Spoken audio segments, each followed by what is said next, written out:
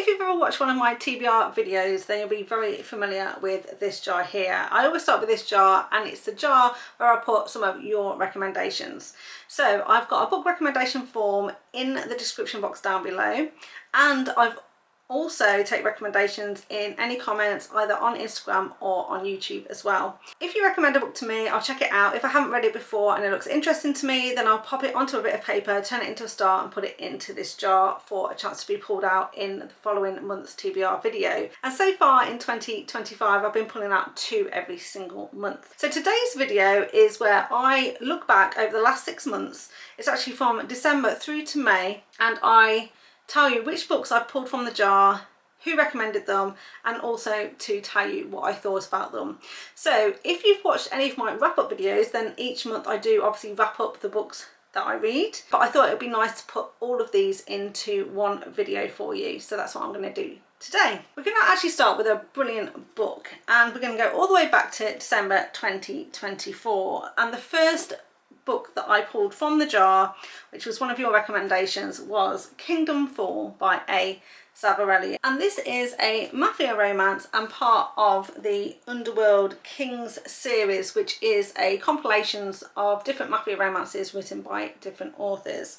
And this particular one is actually a nanny romance, a secret society romance with a single dad and a revenge plot, and we're following Natalia and Alessio. Now, this book was recommended by Nor Warder 10, and it was a book that I'd had on my TBR for a while, and a couple of other people had recommended as well, but that was actually her recommendation that I pulled from the jar, and so I read it in the month of December, and it was absolutely fantastic. Rated this one 5 stars, one of my favourite reads of 2024, and made it into my top 8 mafia romances of the year as well. So this book follows, like I said, Alessio and Natalia.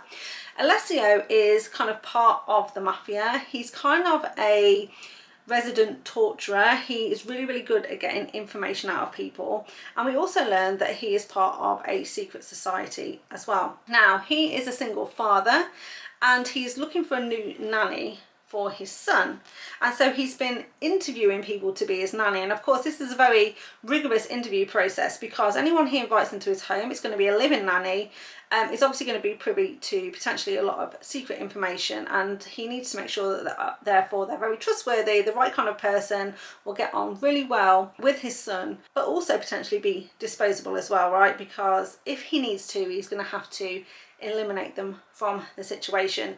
And so Natalia is looking for a job, and she applies to be this man's nanny, and they don't have a great first encounter, but he is very intrigued by her, gives her a second chance, and he ultimately ends up giving her the job.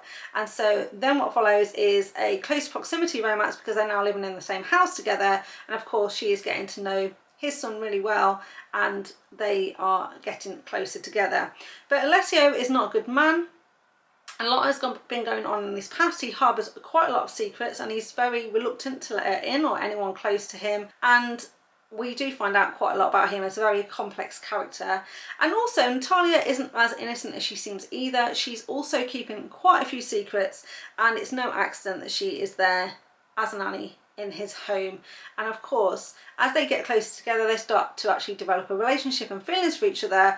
They're going to be struggling with a little bit of guilt about what they're hiding from each other, but also a little bit of fear about what's going to happen when they find out. And I absolutely loved how this one went, what happens in this one. I thought the plot really kept me guessing, on the edge of my seat, and I just absolutely loved the chemistry between this couple, the intensity between this couple, and just how A. Zavarelli told this story. So I would absolutely highly recommend. Also in December, I read Truth by Trilina, and this was book 1 in the King Brothers series, also another mafia romance. This one I didn't love as much as Kingdom Fall, but it was still an interesting read, and I rated it 3.5 stars, rounded it up to 4 on Goodreads. This was very much an insta-love, one-night stand, BDSM sort of romance with a very obsessed hero, and we were following Dominic and Drew. Now essentially this couple meet because Drew is out at a kind of a hen party, but she's just recently broken up with her boyfriend. Literally, it's fresh. She has gone from breaking up with him to getting into the car to go into this hen party, and so she kind of really wants to let her hair down. And as part of this hen party, they end up going to this sex club where she bumps into Dominic. All the other girls move on and go to a different place, but she stays with Dominic and they have an amazing night together. Now, during that night, they have absolutely amazing chemistry, have a really intense shared connection, and he really wants to continue to see her after the night is finished. But she is very, very reluctant because she's just come out of a very long-term but difficult relationship with her ex, and she's really not looking to settle down. It's like right person, wrong time, and so she declines his offer for them to be together and kind of leaves him, and he is very kind of heartbroken about this, but also a little bit angry as well that she would do this. And then basically some time pass before these two are kind of reintroduced to one another, and maybe it's their time to have their romance after all. So I really enjoyed this one. Like I said, it wasn't as good as Kingdom Fall, but still a great read, and 3.5 stars. And it was recommended by Jessica Brockington, so thank you very much for the recommendation. Then we moved to January, and I've got another 2 books in January, the first of which was The Wallflower by J L Beck, and this is first of a duet about the same couple. This was actually recommended by an anonymous viewer. They didn't leave their name, but thank you very much for the recommendation. I did enjoy this one. Not only this was part 1 of a duet, it's also part 1 of the Oakmount Elite series. So far I think there's 6 books in this series that are out. The first 2 books and the 3rd and 4th books are definitely duets. I'm not sure about books 5 and 6, and they are very much dark new adult romances set in college. This is definitely a bully romance as well, with a damaged hero. There's non-con scenes in here with an obsessed possessive hero, over the top, secret society like a secret club, and also a virgin heroine as well. And we were following Mabel and Drew. So Drew is this sort of like morally grey hero. He is in college and part of this secret society in college. It really gave me Legacy of the Gods vibes because it's very wealthy sort of families at this college.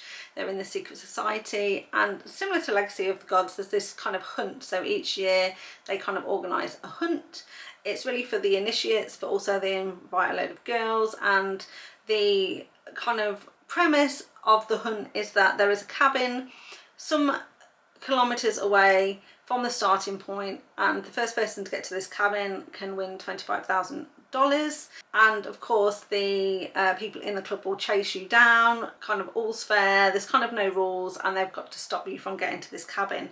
Now, no one's ever got to this cabin before, but our heroine Mabel is really, really desperate for money because her mother is sick. She needs money for medical bills, and when she hears about this hunt and the fact that there's $25,000 up for grabs, she decides to kind of enter. At this point, she's already kind of captured Drew's attention. He's very intrigued by her. She's kind of like a sort of more quiet, kind of studious sort of girl, like spends a lot of time in the library, and he's very much taken notice of her and has kind of manipulated her in a way into joining this hunt, because of course as soon as the hunt starts, he's going to absolutely have his sights set on her, and he's going to chase her through the woods and make her his. And their romance really does go from there. There's quite a lot to this. There's quite complex plot, complex sort of backstory and characters in this one.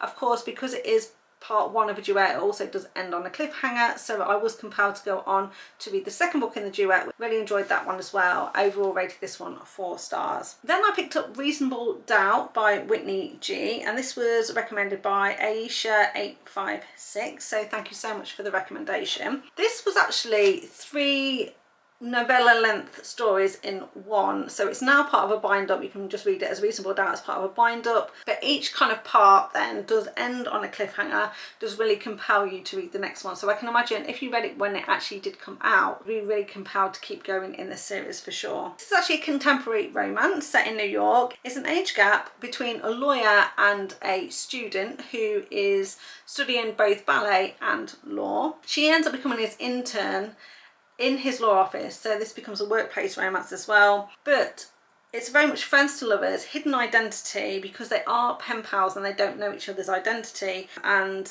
we were following Alyssa and Thoreau, otherwise known as Aubrey and Andrew. So their real names in the real world are Aubrey and Andrew, but they know each other online as Alyssa and Thoreau because, like I said, they're kind of pen pals but they've kind of changed their name so they don't know who each other is, and they start a connection and a friendship online in this chat room. Because essentially, like I said, what's happening is our hero Andrew, he's actually a lawyer. He's very, very good lawyer, but he is also a bit of a ladies' man. He's one of those people that only dates once, doesn't like to repeat dates, and isn't looking for love, because in his past he was hurt by a woman and has very much closed himself off to future relationships. Meanwhile, our heroine Aubrey, she really, really wants to be a ballet dancer. That is her passion, but her mother is quite a famous lawyer and has very much pressured her into studying law as well. So she's doing like this dual kind of university degree where she's doing ballet and law as well. Now, through the course of her studies, she joins this chat room for lawyers, and she kind of befriends our hero in this chat room, and they start talking to each other. Now, he has absolutely no idea she's still a student. He thinks she is actually a lawyer, and she asks him legal questions that actually helps her with her assignments. Then it comes time to her to apply for an internship, and she happens to apply at his law firm, and unbeknownst to her, when she goes for her interview, he realises straight away who she is, and then gets very, very angry that she's lied to him about her identity. But of course, he's lied to her as well. And when they kind of figure out who each other is, there is a bit of animosity towards them to start off with, because they're both really, really friends. When they're online, they've grown really, really close. They've become confidant and very close friends. But now they're in a very taboo situation, because obviously she's an intern, a student, he's much older than her, and basically her boss in the workplace, and he's very frustrated, not only that she's lied to him, but also that they now can't really be together because he's very attracted to her. And so this is their relationship, of how they're going to make this work in this very difficult situation.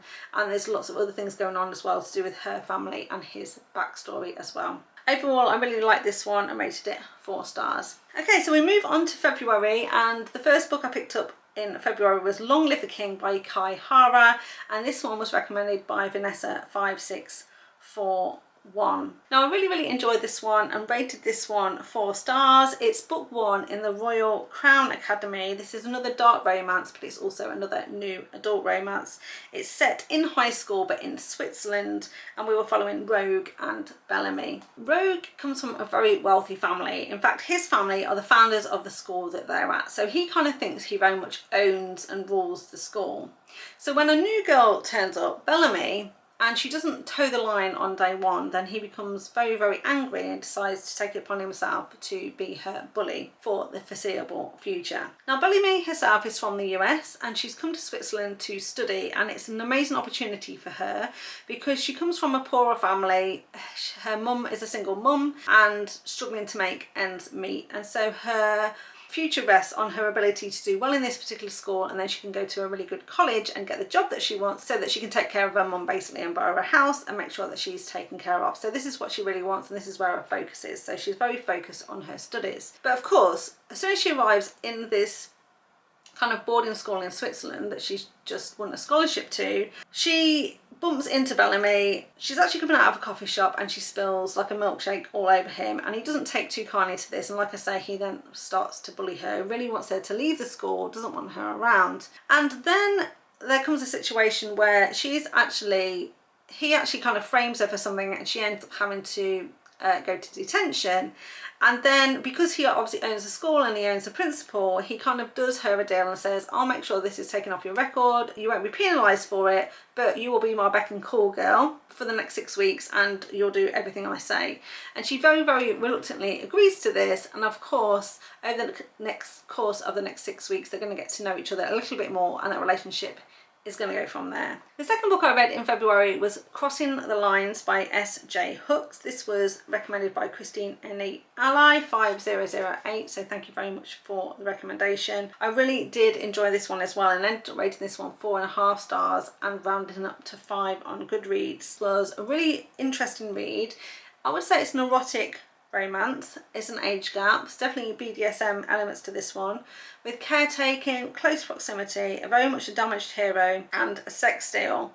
Also a single mum in this one. So our single mum is Abigail, and we were following Abigail and Simon, also known as Mr. Thorne. So at the very start of this one, we know that Abigail is a single mum. The father of the child has recently left her, and he's left her in quite a financial situation. She's really struggling to make ends meet or put any food on the table. She's desperately looking for a job but can't find anything, and in the end she decides that she's going to go to this strip club to see if she can find work working in this strip club. Now, because she has literally gives all her food to her son, she has lost quite a lot of weight, and even the strip club then doesn't want to hire her because they say she's too thin and needs to fatten up a little bit before she can go and work there. So she leaves this place very down and despondent, really depressed, and she happens to bump into Simon, or Mr. Thorne, as she's leaving, and he sees her and he kind of offers her a bit of a deal and says, hey, how about in exchange for a sexual favour I give you some cash? And she very reluctantly is a little bit scared to do it because she's never done anything like that before, but does get in his car and he kind of drives her to a more secluded area, and it becomes very apparent to him very quickly she's never done anything like this before. She's really nervous, and he's not the sort of person to force her into anything, and so he just says, look, how about I give you the money anyway, I'll swing by a fast food place and make sure that you get fed, but then I'll just take you home. However, if you want to reflect on what's happened, then I would really like it if we could enter into a bit of a relationship, and I'm prepared to pay you $500 if you'll spend an evening with me and you can come to my house.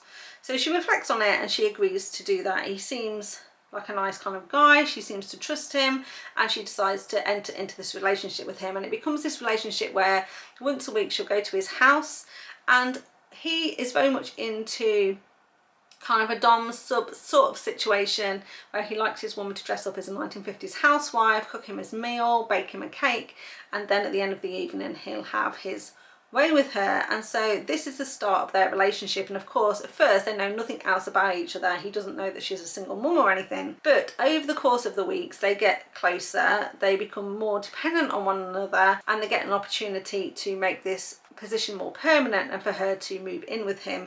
And of course it's at that point she needs to tell him that she has got a son, and so the relationship kind of goes from there.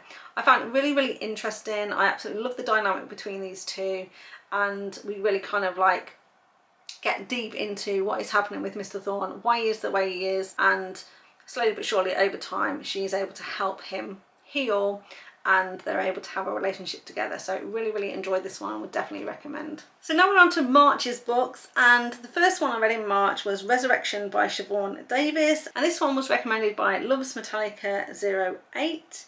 This is actually part of a 4-part story all focused on the same characters, and it's actually a reverse harem with our main character, our main female character, and then 4 heroes. Now I really did enjoy this book. This is book 1 of the Sainthood Boys of Lowell High, and like I said, it's a 4-part series. I rated this one 4 stars, and I have since gone on to read the second book. In fact, I'm almost at the end of the second book. I'm listening to it as an audiobook, so it's a little bit slow going because I don't listen to audiobooks very often, but I'm nearly at the end of it now. But I've really enjoyed it, and this first part of this story definitely ends on a cliffhanger, so you're going to want to carry on and read more in this story. So this is actually a high school situation. I'm not sure it's a romance, but it's a high school situation. The heroine in this one is Harlow, and then the 4 men that she's with, Saint, Galen, Kaz and Theo, are essentially start out as her bullies but also her protectors, and she ends up belonging to them, and they kind of ward everyone else off. There's a lot going on in this book, and although it's set in high school, these characters do things and act in ways that really are things that much older characters would do. So you kind of have to suspend your disbelief a little bit in terms of their age. But if you kind of look past that and just look at this as a story without worrying too much about how old they are or the fact that they're in high school, then I think this story really does work. It starts off where our female character, Harlow, she is extremely traumatized because her father has just died in a car accident. She is grieving quite a lot, and she is in her car, she's drinking, and she goes to a party to see her boyfriend. When she gets to the party, he's actually in bed with another woman, and so she turns then to the boys of Lowell High, Saint, Galen, Kaz and Theo, and kind of in retribution against her boyfriend, who is actually part of a rival gang, if you like, because these guys are in a gang. They say, okay, we will be with you tonight, but we don't sleep with women individually, you take us all together. And so she agrees, and they kind of have a, you know, a sexual encounter with all 5 of them.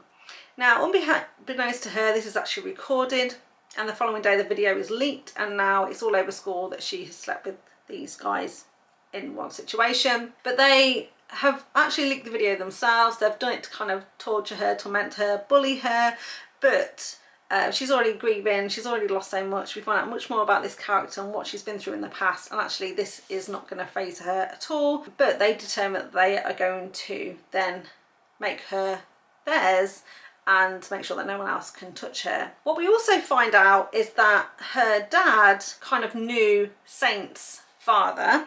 So Saint, who's the leader of this sort of gang, his father is a really bad man. I'm pretty sure his name is Sinner, but don't quote me on that. And in high school, he actually fancied her mum. Her mum ended up marrying her father, and so this Sinner has got a lot of animosity towards her dad. And now the father is out of the picture, he kind of moves in and takes it as an opportunity to have a second chance with her mum. And so now these guys who she's just slept with and now have basically taken ownership of her, all move into her house. So now she's living with them all.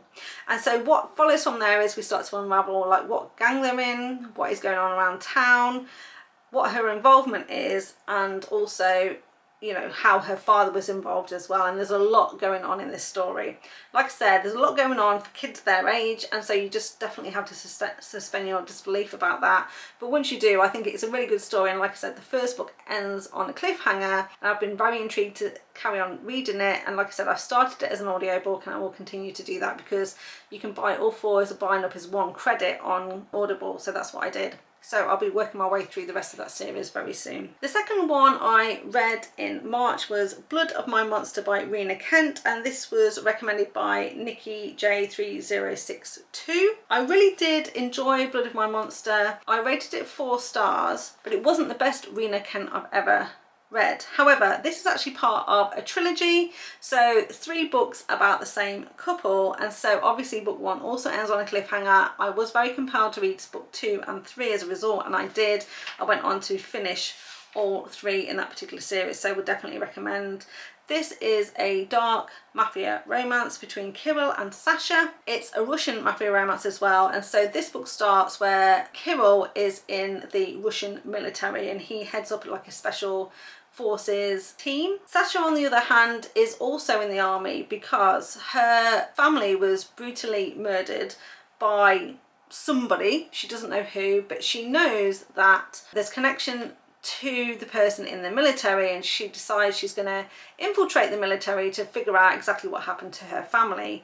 And so she actually poses as a man, and she enters the Russian military as a man, and this is the secret she is hiding. Of course, she's much smaller and weaker than some of the other people in her unit, and as a result she's kind of picked on and bullied, but she has a lot of tenacity, obviously a lot of resilience, and she bumps into Kirill there, and Kirill sees something in her, or at least she convinces him to help her, and he starts to kind of train her, and she kind of becomes part of his unit. And then when we find out that Kirill is actually part of the mafia and his father wants him back in New York to take ownership of this family and to take charge, he then has to basically relocate and go from Russia to New York, and she decides that she's going to follow him and become part of the mafia family as well. Of course, Kirill knows that she is a woman, but he chooses to keep her secret, but nobody else realizes that she is a woman. So when they first start their romance together, obviously they do that in secret with nobody knowing what's going on between them. Of course, this is Rina Kent and there's lots of twists and turns. It's sort of very dark, but I really enjoyed it. So then we move on to April recommendations, and the first one I picked up was Severed Ties by Montana Fyre, and this was another anonymous recommendation, so I'm not sure who recommended this one to me, but if it was you, thank you so much.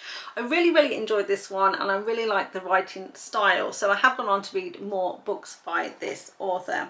This particular one is book 1 in the Tainted Love series, and it's actually a spin-off from the Frost Industries series, which is a mafia romance. This one follows Tommy, who is the enforcer for that mafia family, and Clara. And Clara works for one of the heroines from the previous series as well. Now, Tommy and Clara first meet in that series because Tommy has to help rescue a couple of people, and he encounters Clara in that situation, and from that moment he has become obsessed with Clara and he's been stalking her ever since. But he's doing friendly stalking. It's more because he becomes obsessed with making sure that she's safe and okay, but it becomes a daily check-in for him to make sure that she is okay. He's very much prepared to stalk her at a distance, and there's no immediate plans to interject himself into her life, except for one day when he is kind of keeping his eye on her. She is on her way to work, she's walking, but it's quite an icy day, and a car almost runs into her on the pavement because it's sort of out of control because of the ice, and he has to obviously then rescue her and has to try and explain what he was doing there in the first place. Of course, she's slightly injured, not that much, but she's hurt her leg, and so he takes her back to her apartment and kind of like makes sure that she's okay. And then, because now he's been in sort of like close proximity, has to see her a few more times, and suddenly now this pushes him over the edge a little bit, and he's not able to then stay away, and he kind of then has to kind of like reveal that he has been stalking her. What we also find out that Clara is also hiding secrets of her own. She's not being completely honest about her past or who she is or what's happened in her past, and that past is going to come back to bite them. And of course Tommy and the other men from the Frost Industries series are going to step up and make sure that Clara is safe. And so overall I really enjoyed this one. Like I said, rated it 4 stars. I will say it's quite dark romance, definitely check your trigger warnings, and I would say the spice in this one is a little bit kinkier with some CNC, dubcon, and also some blood play as well, so just be mindful of that before you dive in. Then I read Terrible Beauty by Anna Zaires, and this is book 1 in the Molotov Betrothal series. This one was recommended by Jessica Brockington as well, so thank you very much for the recommendation. But this is also another trilogy, so there's 3 books in this series. However, I didn't know that when I first picked up this book, believed it very much was a duet, and I was prepared to read both books. They're both quite short in length, so no problem. But when I got to the end of the second book, I realised there was another cliffhanger and there was a 3rd book still to come. But there's been quite a big gap between the second book and the 3rd book coming out. We still don't have a release date for book 3, and Anna Zaires has been struggling to write it, so we don't know when we're going to get it. And I will say at the time I was very enraged about this cliffhanger. Not enraged at all about the recommendation. I think it was a great book, great recommendation, but I didn't do my research well enough, and I wasn't prepared for what happened at the end of book 2 and the fact that I couldn't read book 3 yet. So I was a little bit angry about this situation, but still would definitely recommend, as long as you go in knowing that it's definitely a trilogy and book 3 is yet not available and not finished by Anna Zaires. This one though is an arranged marriage, but it becomes a captor situation. We're following Alina and Alexei. So Alina and Alexei are both from Russian mafia families, so both from Bratviz. She's obviously a Russian mafia princess, and Alexei is also set to inherit his family crown, if you like, so he's going to be in control when his father passes away. Now, they have an encounter when they are young and they are looking for a wife for Alexei, and Alexei does take a bit of a shine to Alina. So even though she's only a young girl when they first meet, I think 15 maybe, something like 14, 15 years of age, he decides that she is going to be the one for him, and he ensures that he is arranged a marriage to her. Now, of course, as part of this, the deal is that obviously he waits until she becomes of age, so he's going to wait till she's 18. But from the age of about 15, she knows that she's going to be married off to Alexei.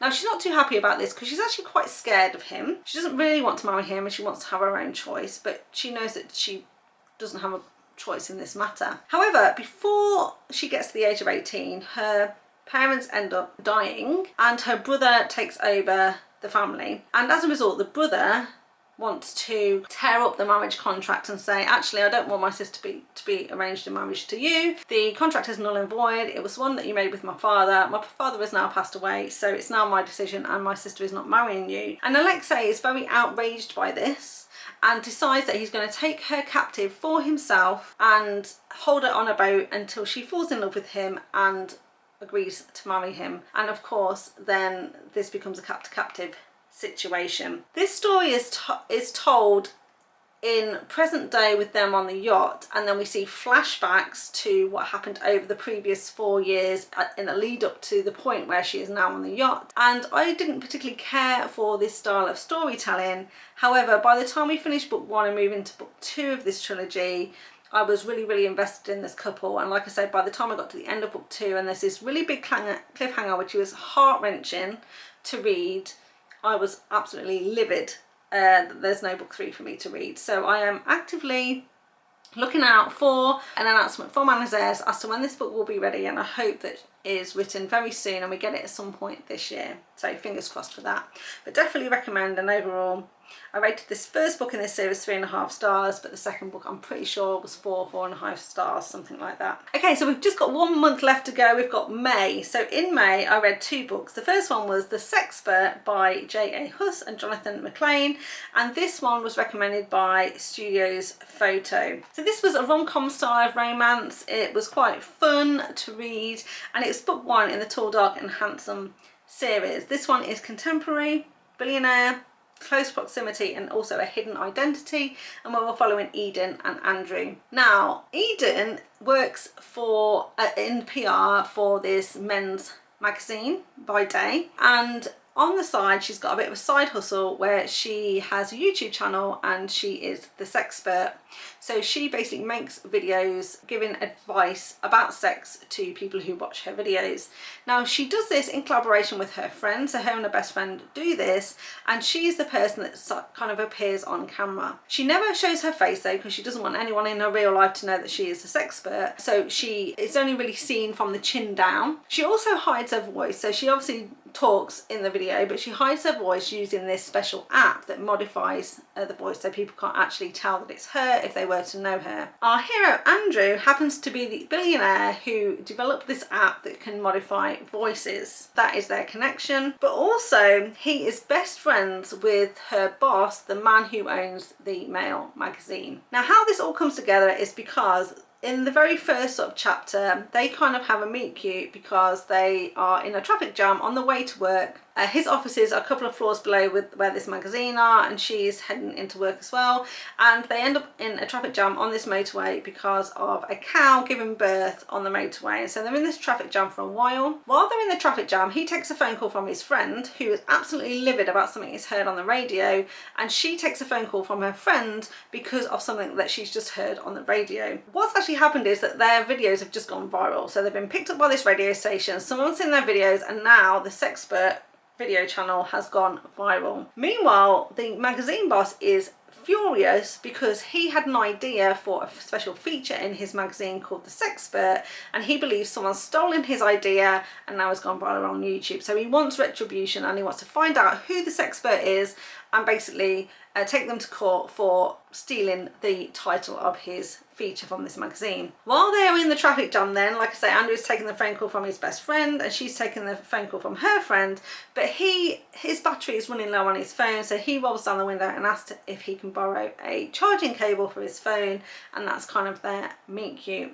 Later on, of course, they're now going to be bumping into each other quite a lot. They never met before, but suddenly now they're bumping into each other all the time in the elevator at work. They happen to have an apartment in the same apartment block, and so they're now in close proximity, and he really fancies her, so he asks her out on a date and they start dating. All of this time, of course, he is dealing with his friend, and she's trying to hide the fact that she's a Sexpert because this guy really wants to sue her, and is in a bit of a panic because how is she going to prove she didn't steal the idea, because she genuinely didn't. Her and her friend came up with this idea 2 years before, but it looks very suspicious, right, because she works for this magazine.